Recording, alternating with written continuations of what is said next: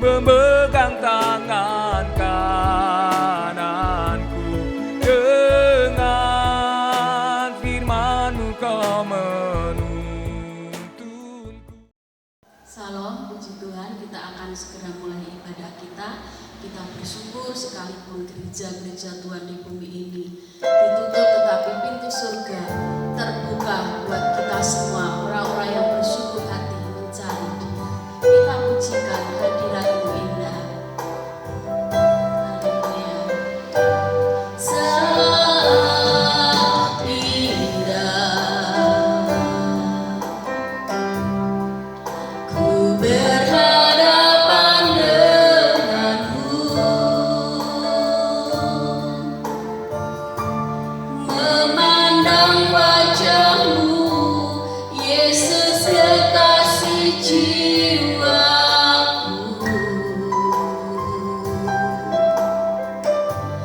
Bawa daku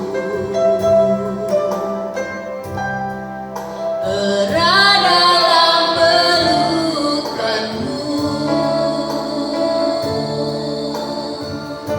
menikmati kasih dan indahnya hadirat-Mu.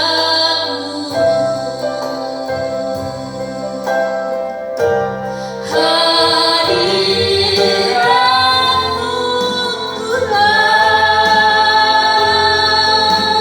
ku rasakan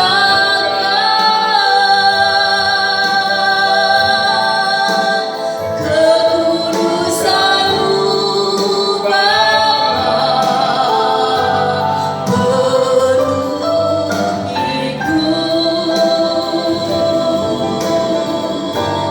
Ku rindu selalu diam dalam baitmu, menikmati kasih anugerah-Mu, hadirat-Mu Tuhan. Hadirat-Mu Tuhan, ku rasakan kekudusan-Mu Bapa,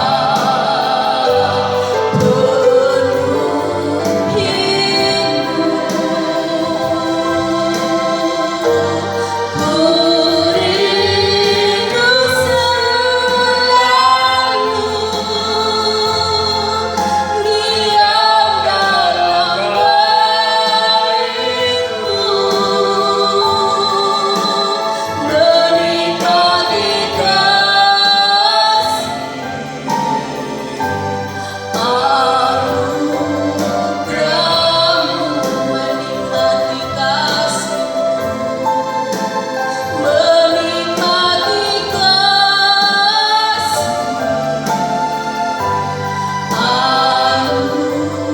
anugerah-Mu.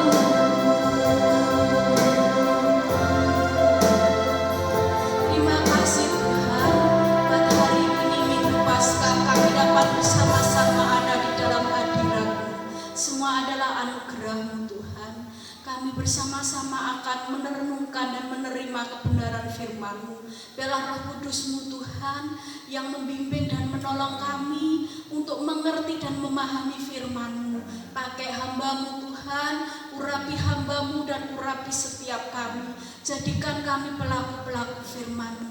Biarlah Tuhan memberikan kami pertolongan untuk menundukkan diri kami, hati kami Tuhan sepenuhnya di bawah pikiran Kristus. Bentuk kami, ubah kami dan mampukan kami untuk hidup di dalam firman-Mu. Tutup bungkus kami semua dengan kuasa darah-Mu yang kudus. Kami sambut kebenaran firman-Mu di dalam nama Tuhan Yesus. Haleluya. Amin.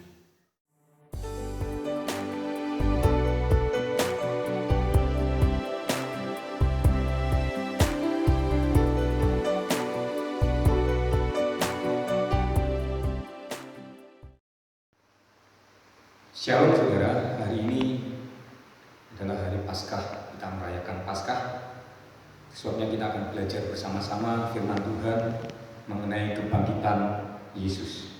Mari bersama-sama kita baca di dalam Matius 28 ayat yang ke-13.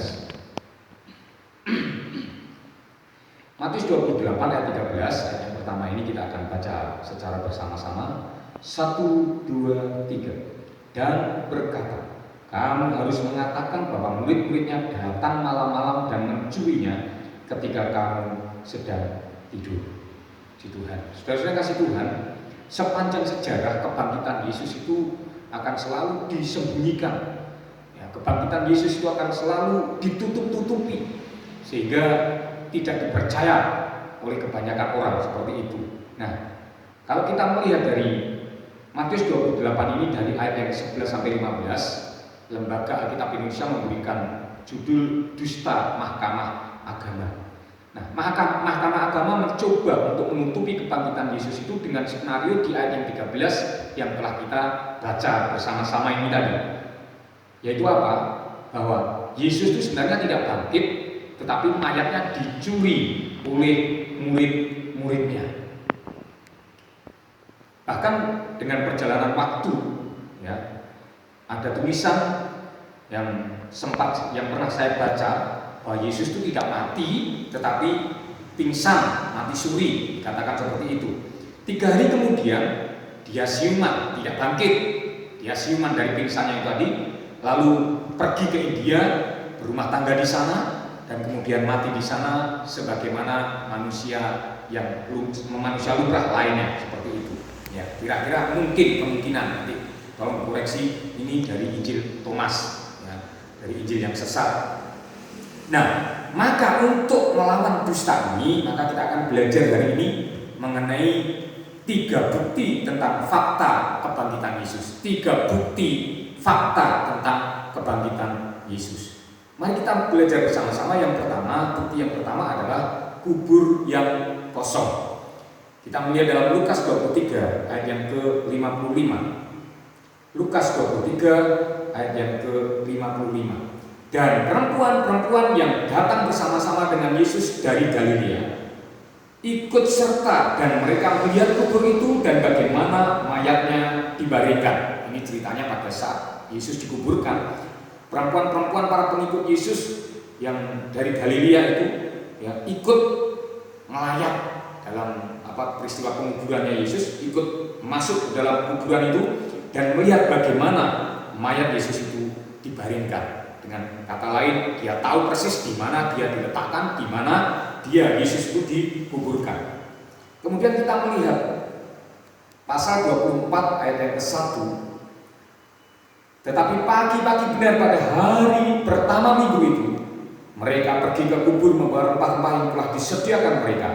Mereka mendapati batu sudah terguling dari kubur itu.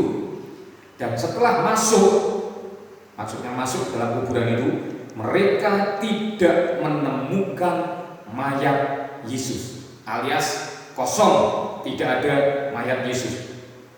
Kita melangkah langsung ke ayat yang ke-6. Ya, malaikat datang dan memberitahukan kepada perempuan-perempuan itu. Ayat yang ke-5 bagian akhir.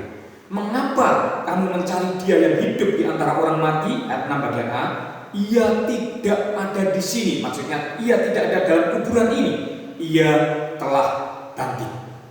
Saudara yang kasih Tuhan, malaikat memberitahu pada perempuan-perempuan itu bahwa kosongnya kubur Yesus, tidak adanya mayat Yesus dalam kuburan itu, bukan karena dicuri oleh para murid-muridnya, tetapi kosongnya kuburan Yesus itu karena Yesus telah bangkit. Nah, inilah bukti, saudara. Inilah bukti bahwa Yesus telah bangkit, yaitu kuburannya kosong. Ya. Nah, bumi menolak jasadnya, bumi menolak jenazahnya, bumi menolak mayatnya Yesus. Kenapa? Sebab Yesus tidak berasal dari bumi, Yesus tidak berasal dari tanah. Yohanes 8 ayat 23. Sehingga pada kematian Yesus, kalau tiap-tiap orang yang meninggal begitu, biasanya ya kita mengucapkan innalillahi wa inna ilaihi raji'un. Mungkin bisa seperti itu, yang artinya berasal dari tanah kembali tanah, berasal dari Allah kembali pada Allah. Tetapi oleh karena Yesus tidak berasal dari tanah, kita tidak harus mengucapkan kalimat itu, saudara kasih Tuhan. Ya. Nah, kebangkitan Yesus itu, kosongnya kuburan Yesus itu ternyata menggenapi nubuatan dari Raja Daud, dari Nabi Daud, karena seperti itu ya, yang disitir oleh Petrus, Rasul Petrus ketika dia berkhotbah dalam Kisah Rasul pasal yang kedua ayat 31 dan 32. Kita tengok di sana. Kisah Para Rasul pasal yang kedua ayat 31 dan 32. Karena itu ia, maksudnya ini Daud, telah melihat ke depan dan telah berbicara tentang kebangkitan Mesias ketika dia mengatakan bahwa dia tidak ditinggalkan di dalam dunia orang mati dan bahwa dagingnya tidak mengalami kebinasaan. Ayat 32 dengan jelas dikatakan Yesus inilah yang dibangkitkan Allah, dan tentang hal itu kami semua adalah saksi. Jadi kubur yang kosong itu adalah saksi bisu dari kebangkitan Yesus itu sendiri. Kubur yang kosong adalah bukti bahwa Yesus telah dibangkitkan. Kalau seandainya ini belum diterima oleh khalayak ramai, kubur kosong itu adalah bukti dari kebangkitan Yesus. Rasul Petrus berkata, dan tentang hal itu, ayat 32 tadi, kami semua adalah saksi. Kita akan melangkah bagaimana para rasul itu bisa menjadi saksi dari kebangkitan Yesus. Kita melangkah kepada bukti yang kedua, yaitu menampakkan diri. Jadi setelah Yesus bangkit, Yesus itu tidak langsung terangkat ke surga. Ya. Bukannya tidak ada saksi yang menyaksikan tentang kebangkitan Yesus itu. Ada saksinya. Itu sebabnya Yesus menampakkan diri. Ya. Dalam Markus pasal yang ke-16 ayat yang ke-14. Markus pasal yang ke-16 ayat yang ke-14. Akhirnya ia, Yesus maksudnya, setelah kebangkitannya itu, menampakkan diri kepada ke-11 orang itu ketika mereka sedang makan, dan ia mencela ketidakpercayaan dan kedegilan hati mereka oleh karena mereka tidak percaya kepada orang-orang yang telah melihat dia sesudah kebangkitannya. Saya kasih Tuhan, Yesus mencela iman mereka, iman para murid-murid itu tadi, ke-11 murid itu tadi, sebab mereka tidak memiliki iman yang seperti yang Yesus harapkan. Jadi Yesus mengharapkan iman mereka itu iman yang percaya sekalipun tidak melihat, itu yang diharapkan oleh Yesus. Tetapi mereka tidak memiliki iman yang seperti itu. Ya, mereka butuh bukti. Ya, jadi melihat dulu baru percaya, itu adalah iman kebanyakan orang. Ya, melihat dulu baru percaya. Tetapi iman yang diharapkan Yesus dimiliki oleh para murid-muridnya, termasuk kepada setiap kita hari ini adalah kita percaya, kita beriman sekalipun kita tidak melihat. Mengapa? Karena hidup orang Kristen itu sendiri bukan masalah apa yang dilihat. Sekali lagi, hidup orang Kristen itu bukan masalah apa yang dilihat, tetapi masalah apa yang dipercaya.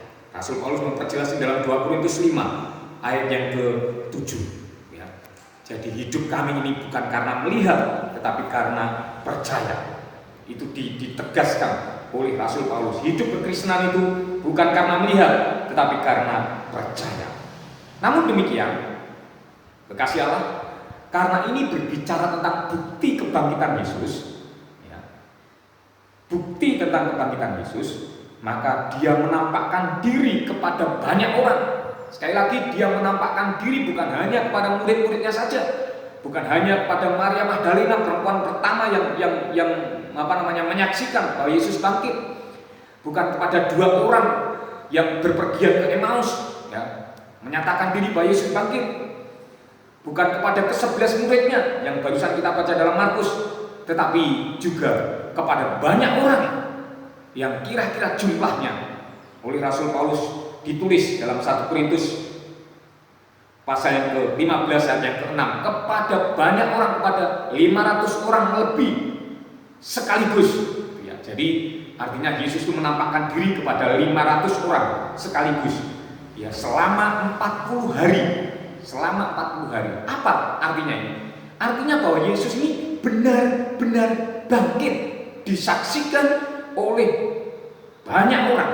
Ya, kebangkitannya itu disaksikan oleh banyak orang, sehingga apapun kata Mahkamah Agama dan lain sebagainya itu tidak bisa membendung, ya, tidak bisa memaksa orang untuk tidak mempercayai tentang kebangkitan Yesus. Yesus benar-benar bangkit, ya, dan dia menampakkan diri kepada banyak orang selama 40 hari di bumi ini sebelum dia naik ke surga. Hal ini membuktikan, sekali lagi, hal ini membuktikan bahwa dia hidup. Berikutnya lagi, bukti yang terakhir tentang kebangkitan Yesus. Yang pertama tadi adalah kubur yang kosong menjadi saksi bisu, menjadi bukti bahwa Yesus itu telah dibangkitkan. Kemudian yang kedua, Yesus menampakkan diri kepada murid-muridnya, kepada banyak orang, adalah bukti bahwa Yesus telah dibangkitkan. Yang ketiga, yang terakhir, adanya kebangkitan orang mati. Dalam 1 Korintus 15 ayat 13, kita melihat di sana 1 Korintus 15 ayat 13 dalam bahasa Indonesia masa kini. Nanti kita lihat, kita baca dulu dalam terjemahan bahasa Indonesia, ya, dalam terjemahan bahasa Indonesia, terjemahan baru maksud saya. Kalau tidak ada kebangkitan orang mati, maka Kristus juga tidak dibangkitkan. Dalam bahasa Indonesia masa kini, kalau betul orang mati tidak akan dihidupkan kembali, itu berarti, kata maka dalam terjemahan baru diterjemahkan oleh bahasa Indonesia masa kini, itu berarti Kristus juga tidak dihidupkan kembali dari kematian. Sekalipun, saya mau katakan kepada setiap kita, sekalipun kematian atau kebangkitan orang-orang mati itu tidak bisa dijadikan tolak ukur dari kebangkitan Yesus Kristus, tetapi kebangkitan orang-orang mati itu, khususnya orang-orang kudus, itu bisa menjadi bukti dari kebangkitan Yesus itu sendiri. Ya, saudara kasih Tuhan, haleluya. Inilah hidup yang kekal yang saya katakan dalam khotbah Jumat Agung. Kebangkitan orang-orang kudus adalah sebuah kehidupan yang tidak akan mengalami kematian lagi, yang saya namakan hidup yang kekal, ya, yang kita peroleh dari keberanian kita untuk mati dalam kehidupan, ya. Ayatnya dalam Kolose 3 ayat yang kelima, dalam Jumat Agung kemarin juga ada Kolose 3 ayat 5, matikanlah dalam dirimu segala sesuatu yang duniawi dan lain sebagainya, keinginan-keinginan duniawi, hawa nafsu, ya, dan lain sebagainya yang berbau duniawi, ya. Nah, pertanyaannya, apakah hidupmu itu telah membuktikan Yesus hidup? Ini penting, saudara. Pertanyaan ini penting. Mengapa? Sebab hidup kekal yang kita miliki itu, sekali lagi, adalah bukti dari kebangkitan Yesus. Hidup kekal yang kita miliki, ya, selama kita di bumi ini, itu adalah bukti dari kebangkitan Yesus. Jadi selama kita hidup di bumi ini, kita memiliki hidup yang kekal. Kita percaya bahwa kita memiliki hidup yang kekal. Hidup yang kekal yang kita miliki, ya, bahkan selagi kita masih hidup ini, maksud saya, itu harus membuktikan bahwa Yesus hidup. Pertanyaannya sekarang, kalau kita sudah membuktikan bahwa Yesus itu bangkit, kebangkitan Yesus itu dengan 3 bukti, ya, yang saya sampaikan pada setiap kita, kubur yang kosong, Yesus menampakkan diri, dan kebangkitan orang-orang yang mati, khususnya orang-orang yang kudus itu tadi, menjadi bukti dari kebangkitan Yesus. Pertanyaannya sekarang untuk setiap kita, bagaimana kita membuktikan bahwa kita ini percaya akan kebangkitan Yesus? Saya merenungkan beberapa hari ini, khususnya di masa-masa kita beribadah di rumah. Saya merenungkan ada 2 hal dari hasil perenungan saya itu. Yang pertama, mungkin situasi dan kondisi yang mengharuskan kita beribadah di rumah ini mungkin menggenapi firman Tuhan tentang kelaparan dan kehausan akan firman Tuhan yang dicatat dalam Amos pasal yang ke-8 ayat yang ke-11. Sekali lagi, ini adalah perenungan saya, ya, perenungan saya. Mungkin sedikit agak keluar dari masalah yang sedang kita bicarakan, tetapi sekali lagi ini juga penting. Mengapa? Sebab ini berbicara tentang keyakinan kita akan kebangkitan Yesus. Ya. Jadi mungkin itu menggenapi firman Tuhan tentang kelaparan dan kehausan firman Tuhan yang tercatat dalam Amos pasal yang ke-8 ayat yang ke-11. Hari-hari ini saya mau kasih tahu pada setiap kita, mungkin agak lucu ya. Pendeta itu bingung siapa yang mau dikhotbah. Ya, sampai seperti ini, khotbah di video seperti ini sementara tidak ada orang. Sementara itu jemaat, bagi jemaat itu bingung siapa yang akan mengkhotbahi, ya, siapa yang akan mengkhotbahi, sehingga jemaat ini kadang-kadang juga mohon maaf ya, akhirnya terus memakan makanan yang liar dan lain sebagainya, sehingga akhirnya tidak ngerti mana makanan yang sehat, makanan tidak sehat, ya, ajaran-ajaran benar, ajaran-ajaran tidak benar, dan sekarang bermunculan di mana-mana. Sehingga kelaparan dan kehausan akan firman Tuhan itu mungkin digenapi hari-hari ini, khususnya, sekali lagi khususnya bagi jemaat yang mungkin tidak terlalu menyukai firman Tuhan, sehingga akhirnya mereka acuh tak acuh terhadap firman Tuhan, bahkan ibadah pun mengikuti atau tidak mereka tidak peduli ya. Mungkin mereka ibadah sambil tidur, ibadah sambil makan ya, sambil melakukan kegiatan-kegiatan, sementara pendeta dibiarkan ngomong di video ya, mungkin seperti itu. Tetapi saya berharap jemaat Gereja Pantekosta Immanuel Galasri tidak ada yang seperti itu. Amin. Baik, perenungan saya yang kedua mengenai situasi kondisi kita harus berada atau beribadah di rumah ini. Ketika saya bertanya pada Tuhan, apa Tuhan maksudnya? Ya, Tuhan berbicara pada saya sekalipun tidak melalui audible ya, dari pendengaran telinga secara jasmani saya. Ya, dia menuntun saya untuk membaca dalam 2 Tawarik 16 ayat yang ke-9 bagian A. 2 Tawarik pasal yang ke-16 ayat yang ke-9 bagian A. Saya akan membacakan untuk saudara. 2 Tawarik 16 ayat 9 bagian A. Karena mata Tuhan menjelajah seluruh bumi untuk melimpahkan kekuatannya kepada mereka yang bersungguh hati terhadap Dia. Maksudnya Tuhan adalah Tuhan mencari orang yang sungguh-sungguh terhadap Tuhan. Sekali lagi, situasi kondisi yang diizinkan Tuhan yang mengharuskan kita oleh aturan pemerintah supaya kita beribadah dari rumah, ini maksudnya Tuhan adalah Tuhan sedang mencari orang yang sungguh-sungguh terhadap Tuhan. Mungkin kalau tidak ada situasi seperti ini, ya, kesungguhan kita itu tidak nampak. Kenapa? Karena toh kita juga pergi ke gereja, kita beribadah ke gereja, sekalipun tidak dengan sungguh-sungguh, ya. Tetapi dengan adanya ibadah di rumah ini, sekali lagi, dengan adanya ibadah di rumah ini, kita dapat mengenali diri kita selagi kita sendiri. Sekali lagi, diri kita yang sesungguhnya adalah pada saat kita sendiri. Ya.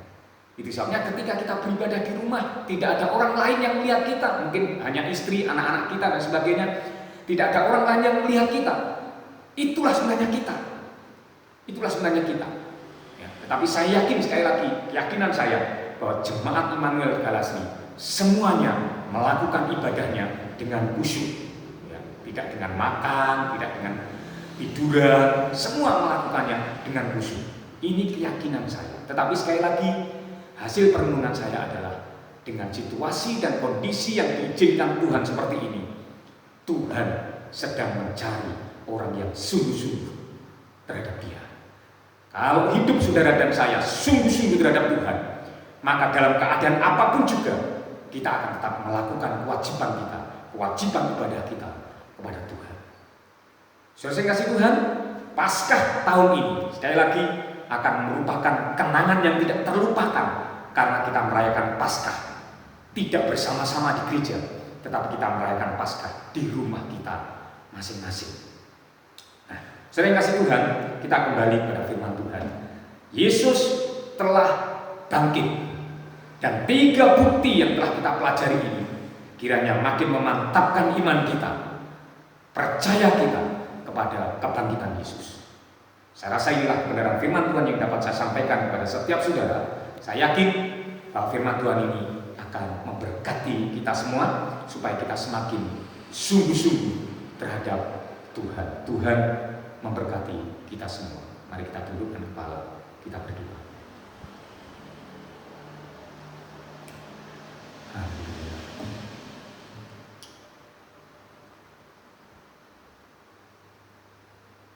Allah Bapa kami yang bertahta di dalam kerajaan surga, Tuhan yang kami kenal di dalam nama Yesus Kristus, kami bersyukur hari ini kami memperingati hari kebangkitan. Dan beberapa bukti yang telah kita pelajari hari ini Tuhan, kami sangat yakin itu akan semakin membawa iman kami kepada Tuhan. Namun demikian, iman yang Engkau harapkan dari kami adalah iman yang tetap percaya sekalipun tidak ada bukti. Iman yang tetap percaya sekalipun kami tidak melihat. Itu sebabnya Tuhan, berikan kami hati yang mempercayai Engkau dalam segala hal. Khususnya di hari Paskah tahun ini Tuhan, tolonglah kami supaya kami benar-benar memiliki hati yang sungguh-sungguh kepada Engkau.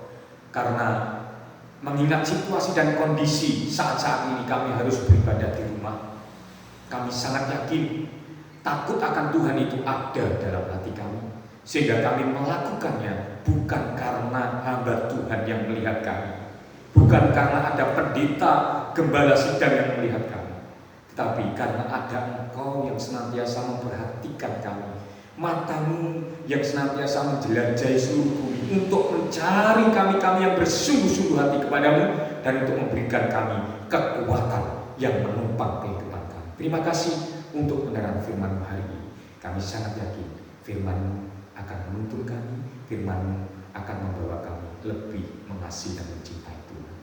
Terima kasih Tuhan. Kami akan melanjutkan ibadah kami.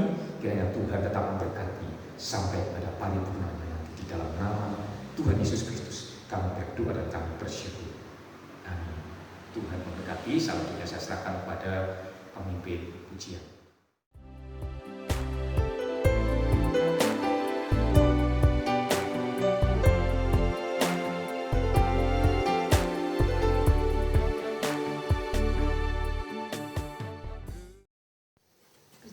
Kita sudah mendengarkan dan menerima kebenaran firman Tuhan. Kita akan berdoa syafaat.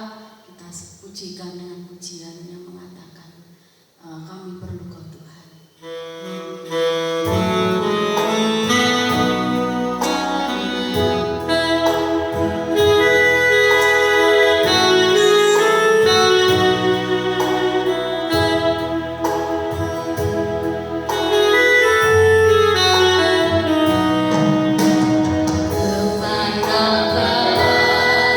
Kami mencari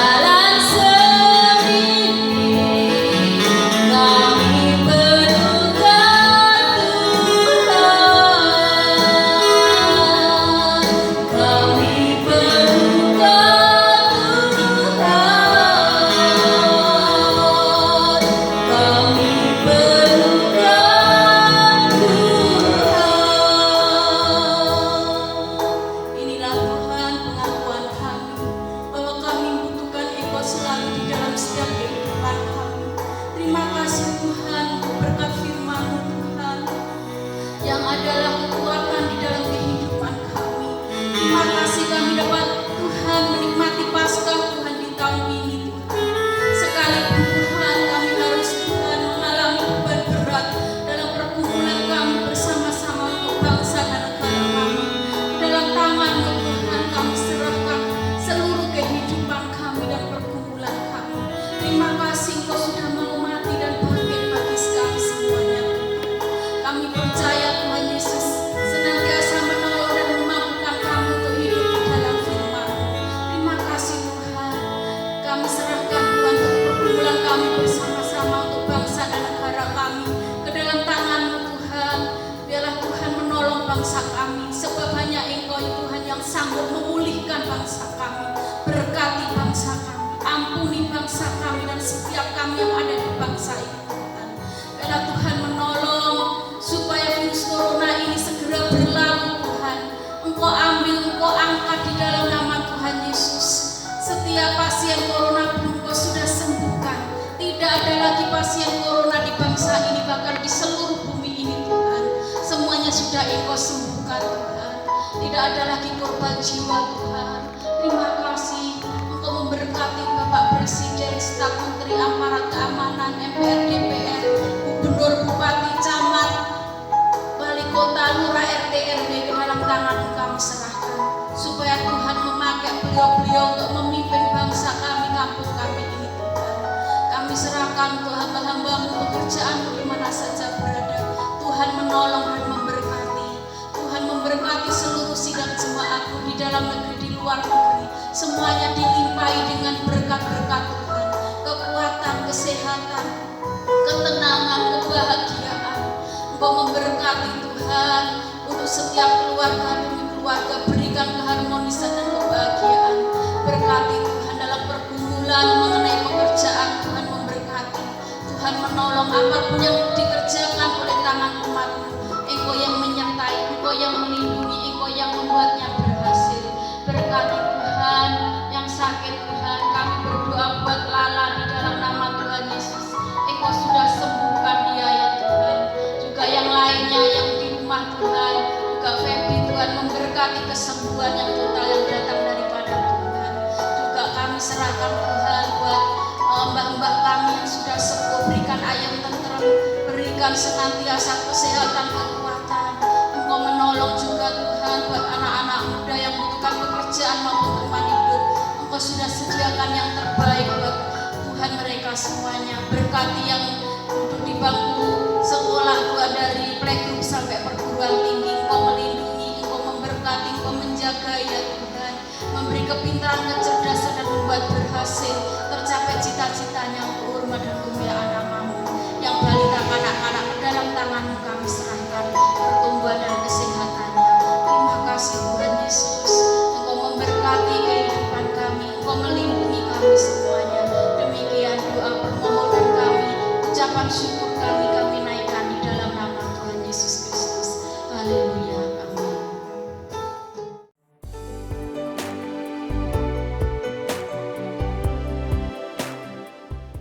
Karena itu berdoalah demikian: Bapa kami yang di surga, dikuduskanlah nama-Mu, datanglah kerajaan-Mu, jadilah kehendak-Mu di bumi seperti di surga. Berikanlah kami pada hari ini makanan kami yang secukupnya, dan ampunilah kami akan kesalahan kami, seperti kami juga mengampuni orang yang bersalah pada kami.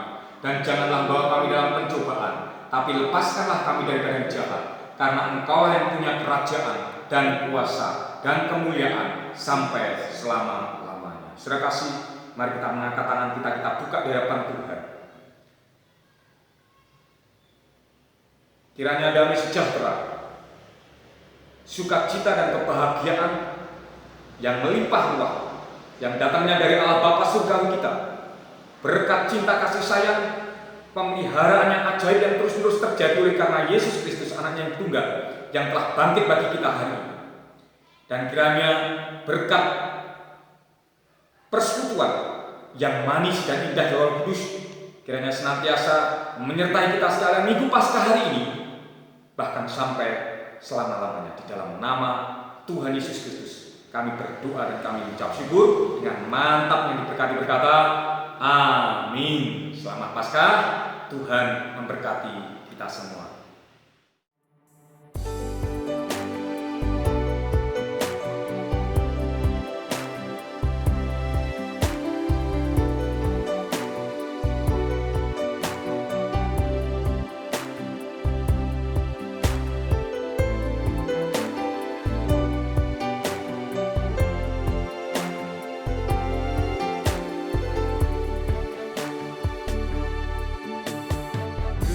Ketika